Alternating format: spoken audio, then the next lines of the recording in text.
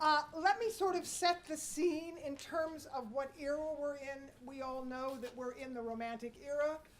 The reason I put on the face of the program, of the handout, Pushkin and Tchaikovsky is because this is a very special piece in relation to these two Russian men. Pushkin, as you all may or may not know, was so talented with the use of the Russian language that he even invented words that are now used, and certainly then were used, in the Russian language. This was he finished his piece, Eugene Onegin, Yevgeny Onegin, as he called it, in 1833, and in 1879, Tchaikovsky finished his opera on the same piece. What is different about the Tchaikovsky opera is it is not the entire poem. And that brings us to something else. This is a poem. It is not a libretto. A libretto is based on an intellectual cadence that calls for a different kind of expression. The poetry of Pushkin was so and is so fabulous that Tchaikovsky felt his countrymen in Russia would understand the gaps that he leaves out between the scenes that he puts in. And so therefore, many people in the Western world for a long period of time wondered why the same approach to this opera the approach to this opera was not the same as might have been in a Verdi piece, a Puccini piece, a Hugo Wolf song, or another kind of Tchaikovsky opera. And the difference is it's based on the poetic rhyme. And therefore, there is an elegance and an eloquence that is really mandatory in this piece.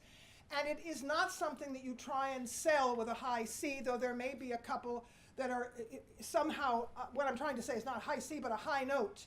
There are high notes in this piece, but all within the constructs of poetry.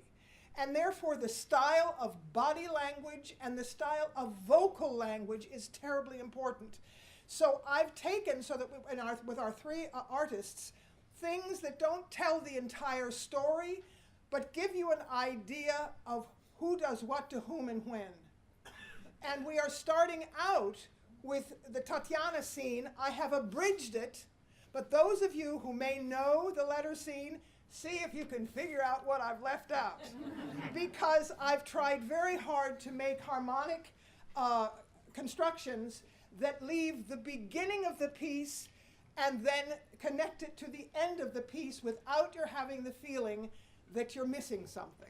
But I did it today because the whole piece lasts about 18 minutes, and that would eat up the entire master class.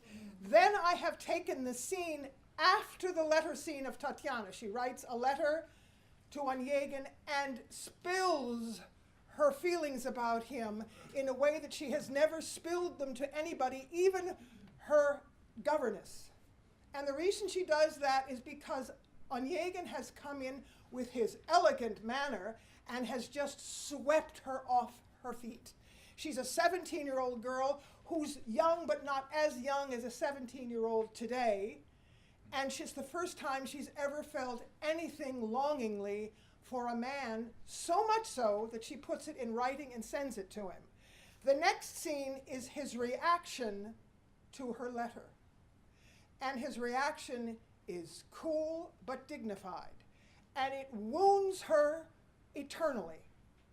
Now, at the end of the opera, which we are not including today, he then writes her a letter and asks for her forgiveness, and if she would accept him back. In the meantime, she's already married a prince.